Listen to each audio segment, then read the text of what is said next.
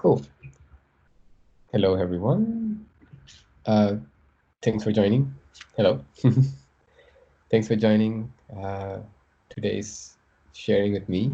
And yeah, so as I was saying, I have never read this book before. This is the first time that I did. I have to say that while I was reading this book, I only did like first 4 chapters, and it's already like the chapters are like a paragraph or two. That's it. But then the meaning that you can like come from it, and the amount of uh, like wisdom that's been shared in every paragraph is like enormous. And personally, I felt so calm and selfless, I should say, if when I went through the first 3 4 chapters. So uh, I wanted to share that.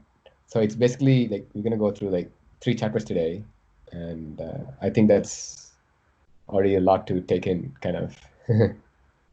So as you can see, this is a Sanskrit, the book, which is written back like way back in time when Buddha was doing his teaching. So it's called Vajra Chedika Prajna Parametra Sutra. I was gonna say, if anyone wants to try saying that name, I would like to challenge. It took me a while because it's not my language either. It's Sanskrit. So Sanskrit is the oldest language of India, and it's considered as the sacred language. Uh, so that's the actual name. Emily, do you want to try? Ah.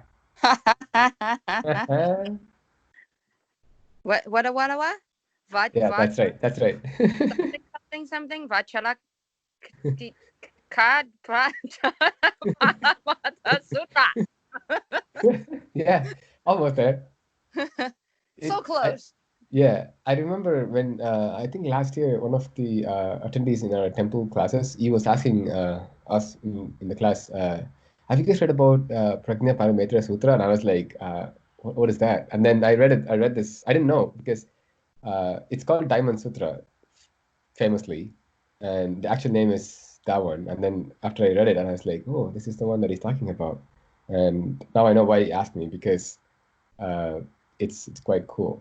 Okay, let me explain it, what it's all about. So Vajra means diamond, or thunderbolt in Sanskrit, and the second word prajna means wisdom. So it can either be called as Vajra Chedika Parametra Sutra, or Vajra. You can remove the Chedika and then just say Vajra Prajna Parametra Sutra. Anyways, Prajna means wisdom, and Parameta means perfection. Sutra is basically a collection of words like put together as a book. There are several types of sutras in Sanskrit. There is like a few famous one that you guys know is yoga. Yoga is from a book called Yoga Sutra. So that's a book of like basically all the yoga moves which can enlighten you through your cultivation journey. And there is Kama Sutra, which is basically like uh, reproduction and sex and stuff, like different poses and stuff like that. So those are just two popular ones. But then there are several ones called Brahma Sutra, Dharma Sutra. Dharma Sutra is like the act of giving or the ultimate enlightenment. There is Shiva Sutra. There is Narada Bhakti Sutra. So there's several sutras. Uh, Amongst which this one is one of the like most popular and deep ones. So the title basically relies on like you can see it's Vajra is also a weapon that was used back in the days, which can cut through anything like a diamond. So this title could be said as uh, the perfection of wisdom text that cuts like a thunderbolt, basically. Like if you put them together, and to shorten it and to make it more like easily understandable, they came up. Thus came the name Diamond Sutra. So diamond is something that can cut through. It's like one of the strongest element, right? So it can cut through like most of the material. So to depict that and keep a short name, it's called Diamond Sutra. So Diamond Sutra is one of the 600, like one of the other, like it's amongst the 600 volume of great like Prajna Sutra. So it's like the Wisdom Sutra. So Prajna is wisdom, right? So there's a huge collection of wisdom sutras, and Diamond Sutra is one of them. It's actually 577th sutra in the total of 600 sutras. So this book is basically a recording of all the dharmic meetings that was happened during Buddha's time when Buddha was doing his cultivation teachings back in the days, and it was written by his. It was recorded by different disciples, all the questions and the conversations that they have. Yeah, so that's the brief introduction about what this book is about and where the meaning came from. If I'm going too fast or if I'm not making any sense, please stop me right away, and because there's so much new here. Cool.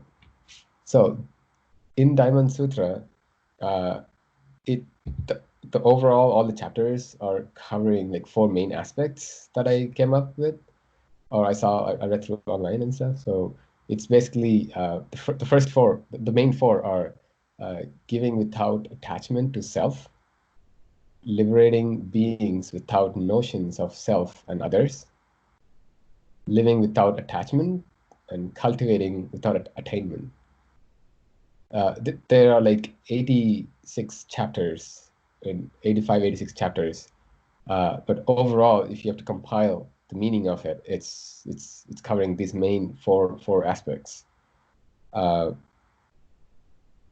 You can see when you start reading chapters, you'll see more in depth of all these points. So this sutra contains disclosure of Buddha to a senior monk called Subhuti. You will see in the next chapter. Subhuti is one of his like very well known disciples, and the major theme are Atman in Sanskrit, which means like non-self, like selflessness, and the emptiness of the of all the phenomena. It's called Sunyata, which means emptiness.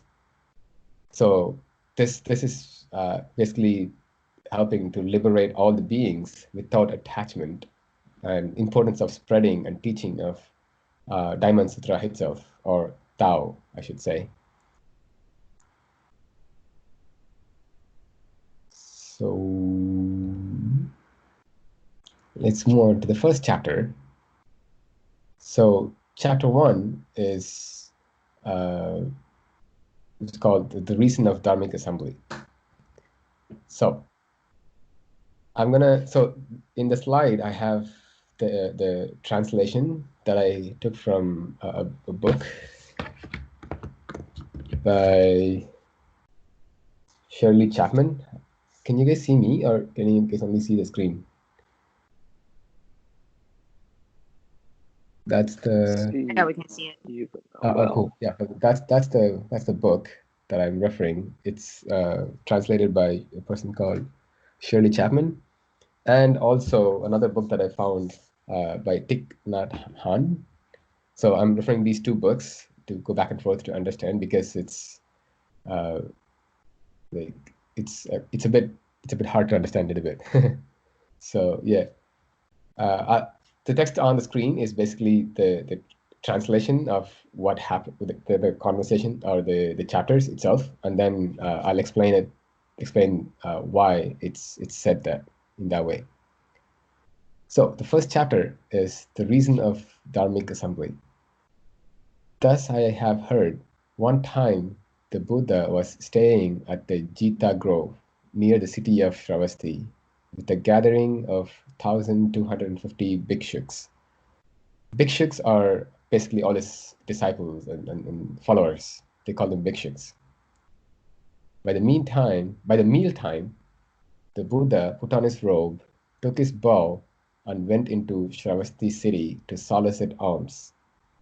House to house, he begged within the city, and then he returned, ate his food, packed his robe and bow, washed his feet, and then sat with his leg crossed and body upright upon a seat arranged for him.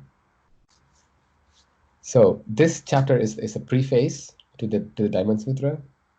It describes the beginning of the Dharmic assembly and and and and explains the setting and the environment in which the daily Dharma gathering happens.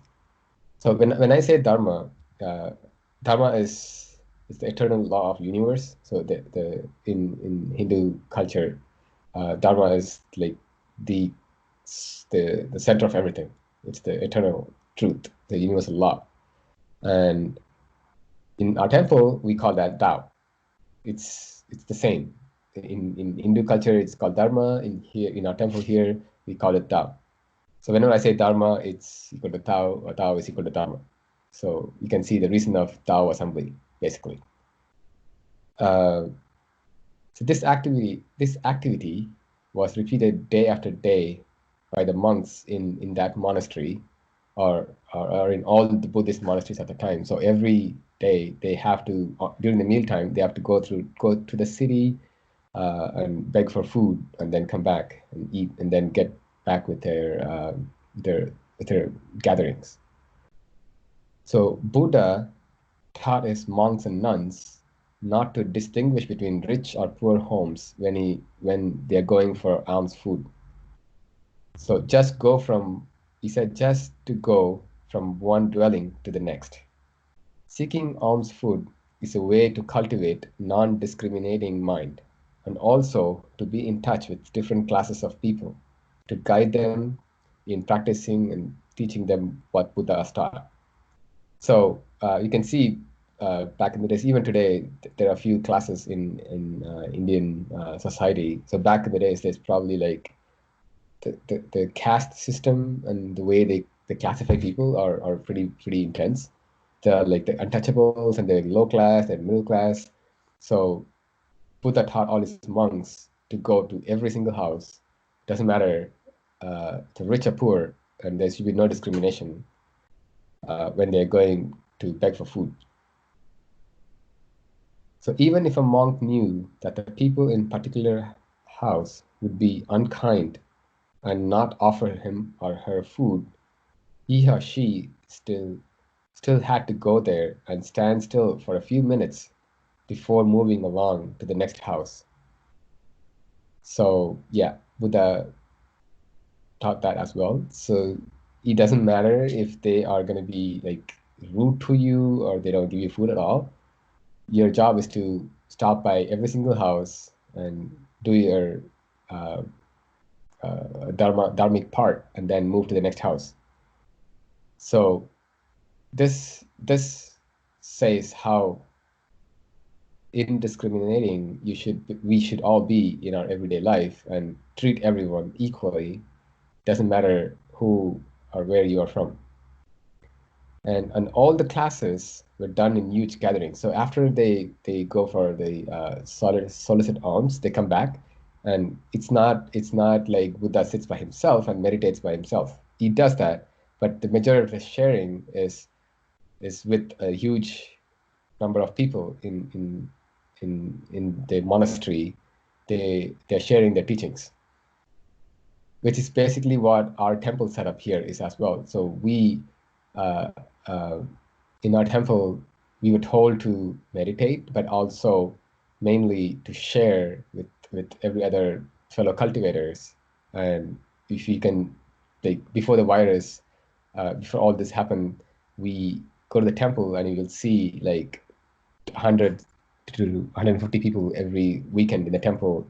Uh, they share their own like experiences, and the masters shares their teachings of Buddha and all that. So it's basically following the same steps of how it was done back in those days. Except we don't have to go beg for food. But in our temple, we are encouraged and asked to practice charity as well. So by doing by going to house asking for begging for food. It's basically teaching charity work back in the days. So we can't do that today's life. So today in our society setup, we were told to in the temple we do a lot of charity helps like donations, doing like shoreline cleanup, or going to old age home, helping them out. So we tend to follow from the teachings and from the way they did the dharmic gatherings back in the days.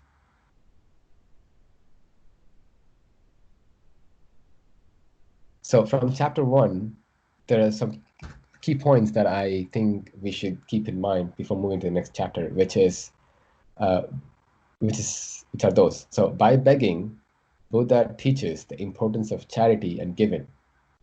So he's encouraging everyone to do charity and giving. So that's why everyone have all the monks and nuns have to stop by every single house.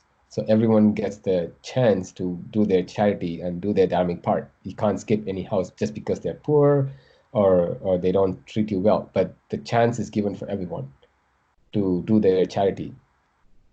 And also, that's also a way to cultivate a non-discriminating mind, which is very important, I think. If we start discriminating, and if our mind is discriminating things around us, uh, then I don't, then I think you'll start getting like selfishness, and then there's a lot of desires or thoughts that's going through in your mind, which is not ideally uh, a goal for a cultivator. And the third one was Buddha considered himself as just another cultivator and goes through all the etiquettes by himself. That's something that I really want to touch on as well, which I thought when Buddha said we should go do beg house by house, he didn't just tell his followers to do it. He went by himself. He went to house and begged for food. And when he came back, like it's so easy that he has so many followers and like cultivators and dedicated followers who would do anything for Buddha, right? And they could just be like, "Thank you, Buddha. Come, you're back." And they can take their robe, they can take their food out, they can bring food for him, they can prepare everything for him. But that's not how he practices. He is a example, like living example, I should say, right? So he will go himself, you take his own robe, you go beg for food, like go house to house, beg for food. And then he comes back and then he puts his own robe and the bowl back and he washes his own feet. Like I've seen so many like spiritual leaders, even today in India, like people will wash their leaders' feet, like saying that, oh, it's a blessing for us to wash your feet. So, like here, you can see the example. Buddha himself is considering himself as a cultivator, like just another cultivator amongst his own all his cultivators, and not like I'm the leader. You should just follow me, whatever I say, and not leading by example. So I felt like that part was pretty crazy, cool. Like how many examples do we see these days? The first thing I can think of is all the political leaders these days. They come up with a law and they ask us to do this. Let's corruption, for example. You you do some small corruption and you end up in a prison. But how much of corruption is going on in the political end, and how much money they are like money laundering is happening back in the days, right? I mean, behind the screen, right? So like we should take this as a very good example of how humble and how you should be no matter where we go in our cultivation or even in our like career or in any like part of our life. We should always uh, practice what we preach, kind of thing, like what we believe and what we say, rather than just pointing at others and say you should do this. So yeah, so the first chapter is basically explaining how every dharmic assembly, like let's say a Tao gathering happens, and what we can learn from that. So chapter 2. So Subukti, as I said, is one of the main disciple, and basically in Diamond Sutra, you hear a lot about Subhikti. He's been asking so many questions, and Buddha will be answering those questions. The second chapter is about Subhikti asking for guidance. At that time, the Venerable Subhikti stood up, bared his right shoulder, put his knee on the ground, and folding his palms respectfully, said to Buddha, "World honored one, it is rare to find someone like you. You always support and show special confidence in the Bodhisattvas." So Bodhisattvas, uh, Bodhi means awareness, Sattva means beings. So people who attain awareness are the Bodhisattvas, basically.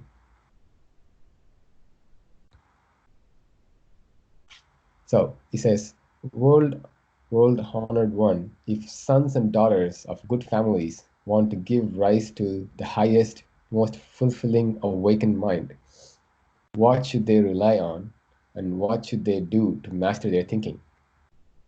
Buddha replied, "Well said, Subhikti. What you have said is absolutely correct.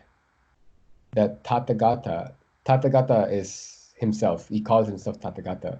So the Buddha always supports and shows special confidence in the Bodhisattvas.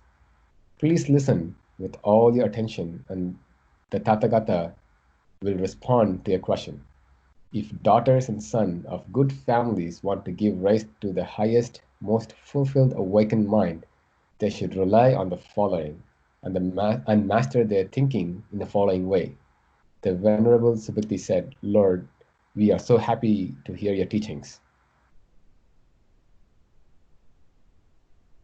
So, chapter 2 is basically Subhuti asking question. And the two questions that he asked in this chapter is, how do they dwell their bodhi mind? So bodhi again means awaken. So how do you hold on to your awakened mind and not get distracted from it? That's the first question he asked. The second question was, how do they conquer their deluded thoughts? Like how to get rid of like all those thoughts, desires, right? So these are the two main questions that he asked in chapter 2. Let's go to chapter 3 now. Chapter 3, the first flash of lightning. The Buddha said to Subhukti, this is how the Bodhisattva masters their thinking. However many species of living being there are, whether born from egg, from the womb, from moisture, or spontaneously, whether they have form or do not have form, whether they have perception or do not have perception, or whether it cannot be said of them that they have perceptions, or that they do not have any perceptions, we must lead all these beings to the ultimate nirvana so that they can be liberated. And when this innumberable, immeasurable, infinite number of beings has been liberated, we do not, in truth, think that a single being has been liberated.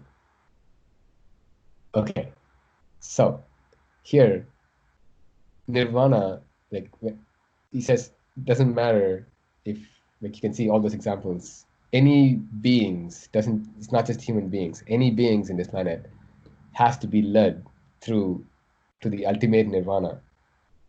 Nirvana is the final state uh, in which there is neither suffering, desire, nor the sense of self, and the subject is released from the effect of karma and the cycle of death and rebirth. So that's the ultimate goal of Buddha himself to attain. Buddha attained nirvana.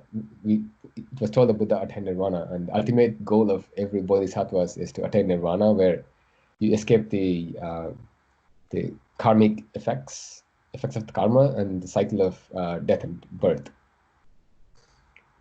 So Buddha say how to get how do I say? So he said everyone has to reach, like everyone have to be led through the ultimate nirvana. And when you help them, or when we cultivate together. The next one that says, and when this innumerable, immeasurable, infinite number of beings are being liberated, we do not, in truth, think that a single being has been liberated. What that means is you can't take credit for helping anyone to reach the nirvana. Basically, selflessness and don't expect anything, and the second is you can't take credit for saying that, oh, we attained nirvana, that's because of me, and that's not what a bodhisattva or an awakened mind would do, right? So for a bodhisattva, the work of helping is natural, like breathing. When her brother suffers, she offers care and support. She does not think that she has to help in order to practice Dharma or because her teacher says she should. This is easy to understand. If we act in the spirit of formlessness, we will not say later on, when my brother was sick, I took care of him every day. I made him soup and did many other things for him, and now he is not at all grateful. If we speak like that, our actions were done in the spirit of form. That is not what is called a good deed according to the teachings of Buddha in the Sutra. Formlessness is something concrete that we can put into practice here and now. So, like, all I can think of, the first thing that I can think of when I think of selflessness and who wouldn't take credit for what they help is our parents. They're very selfless and they don't claim, like, for today, like living a healthy life and having a job and all that. My parents doesn't go call everyone and say, hey, he's living a healthy life. You know why? It's because of me, all the food that I fed him. They don't say that. They don't claim every single thing that they did. They just do it without a self. So, uh, is there anyone else that you guys can think of? Like, is there anyone want to share like any incident that you were selfless helping someone else, or like you've gotten some selfless help from anyone else?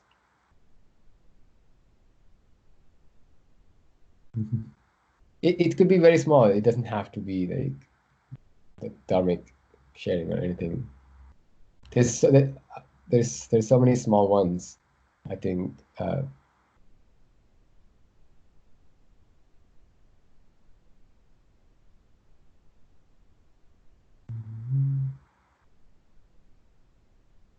I can think of what Ken used to say. Ken always would hold the door for others, which I was not really like aware of back in India when I was just walking around. I don't think I've holded the doors, or I was not aware of it. But after coming to Canada and holding a door for someone is a very widely practiced activity here. So Ken would always say that whenever oh, that's just my own voice. Ken would always say that when he opens the door, he would make sure he would look like front and back to see if anyone else uh, like needs to go through the door and hold the door for them. That's a selfless help, right? He's not expecting them to open the door next time. He's not like gonna follow them next time. Hey, I opened the door for you. Do you want to open the door for me now? Right? I don't know if Ken does Another that. small another small thing that I see around, and that I'll do and that others will do. Um, just the smallest thing is that when people drop something in public or drop something like on the train or on the bus, Mm-hmm. it's pretty quick for others to jump onto it and help them and pick it up if it's further reach away or stuff like that. And really, that just comes down to to a habit. If you see somebody drop something, or like let's say they need help, you usually just jump up and help them, right? Yeah. Another example for selfless helping. Yes. Yeah, or if somebody is new in a town or is a foreigner and doesn't know how he has to come from there to there or to take which train, and I helped once, and this brought me to Tong Un and her parents, so to the best friend of my life. So yeah, and it brings something to you, even I haven't expect something, you know. That's I'm gonna bring that up too. Thanks to Nicole's selfless act. well, that's the karma, right? Like you did something without without a self, which returned you to what you were looking for. You said like this was all the sharings here is what you were looking for, and it's helping you, and we're very glad to hear that. And it's because of your karma. Again, the moment you think that you're doing something to get a good karma is not a karma. So you just do it from your heart, your true self, and things will just happen. I think. Thank you. So,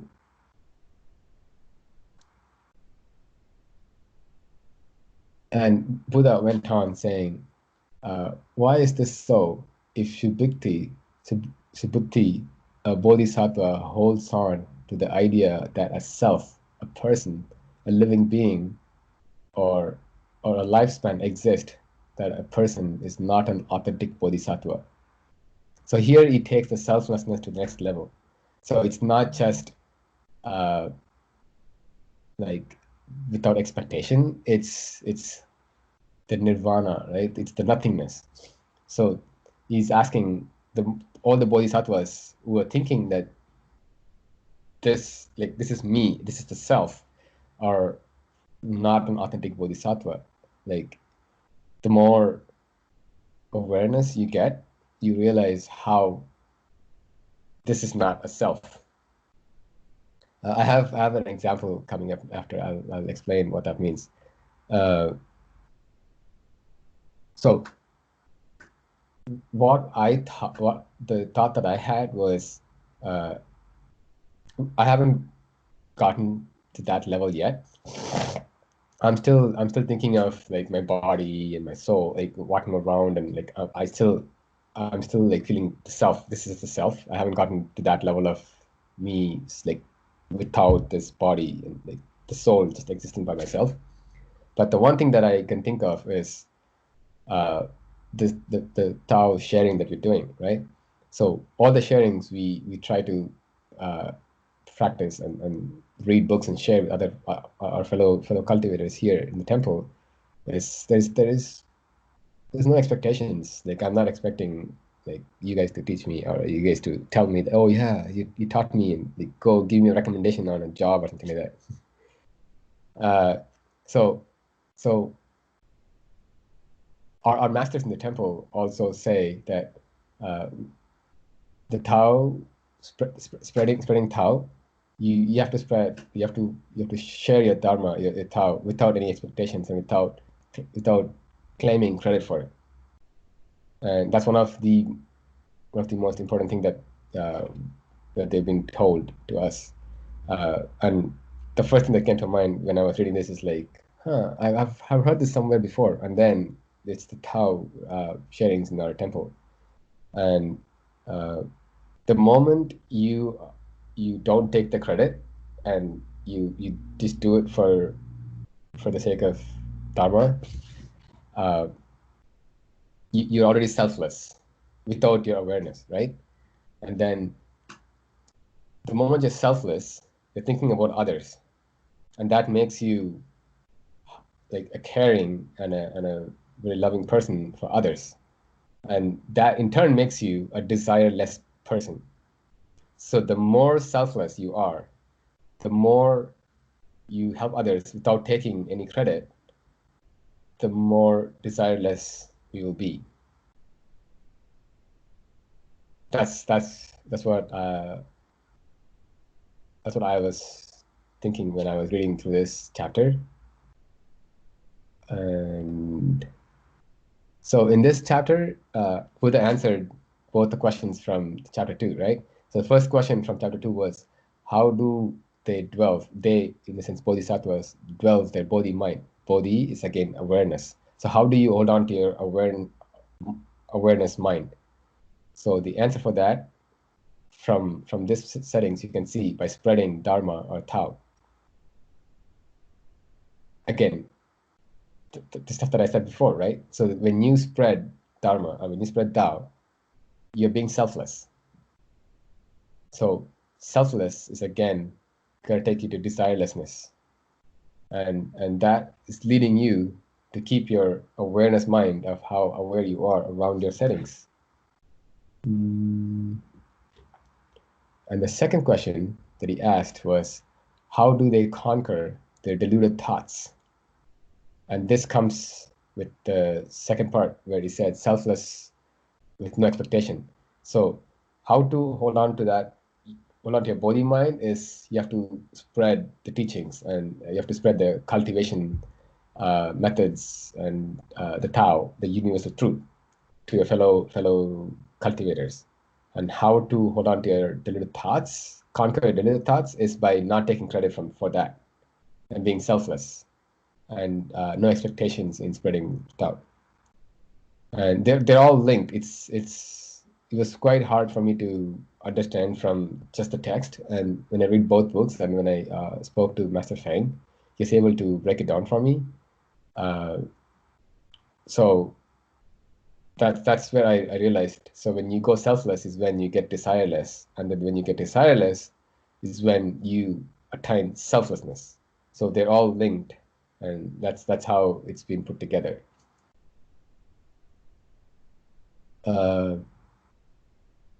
So from this selflessness, when I said when Buddha took the selflessness to the next level of being your self-being is not the real self. There's a small sharing from Thich Nhat Hanh from his book. It's the same as Diamond Sutra, but he called that book as the diamond that cuts through illusion. I would like to just read this through so we can get an idea of what he felt. We all enjoy leaving the city and going to the countryside. The trees are so beautiful, the air is so fresh. For me, that is one of the greatest pleasure of life. In countryside, I like to walk slowly in the woods, look deeply at the trees and flowers, and when I have to pee, I can do so right in the open air. The fresh air is so much more pleasant than any bathroom in the city, especially some very smelly public restrooms. But I have to confess that for years, I was uneasy about peeing in the woods. The moment I approached a tree, I felt so much respect for its beauty and grandeur that I couldn't bring myself to pee right in front of it. It seemed impolite, even disrespectful. So I would walk somewhere else. But there was always another tree or bush, and I felt equally disrespectful there.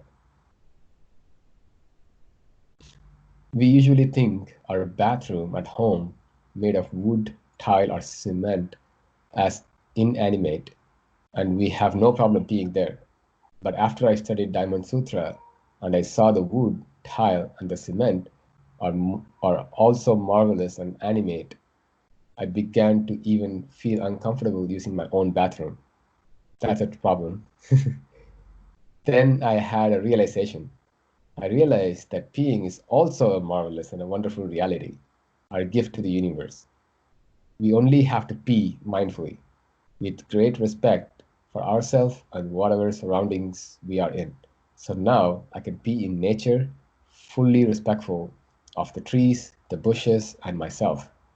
Through studying the Diamond Sutra, I solved this dilemma, and I enjoy being in the countryside now more than ever.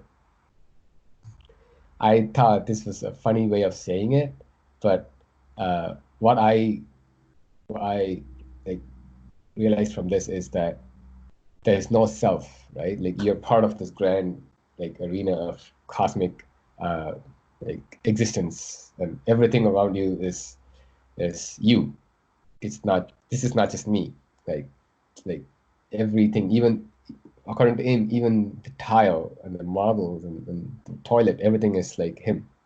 So when you feel that, I think that's the ultimate selflessness, where you don't feel that this body is the self, and you feel everything is you. Is when you're most respectful for everything, and uh, you'll be kind to everything and everyone around you.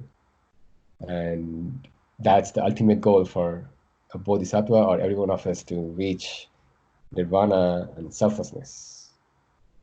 That being said, this is the first 3 chapters that I want to share today, and it's been, I don't know if I was rushing or anything, but this comes to the end of my sharing today. Now, if you guys have any thing to share or questions to ask, please go ahead.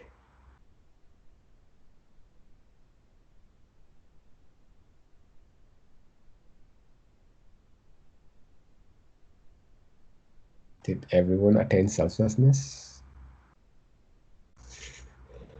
I don't see anyone.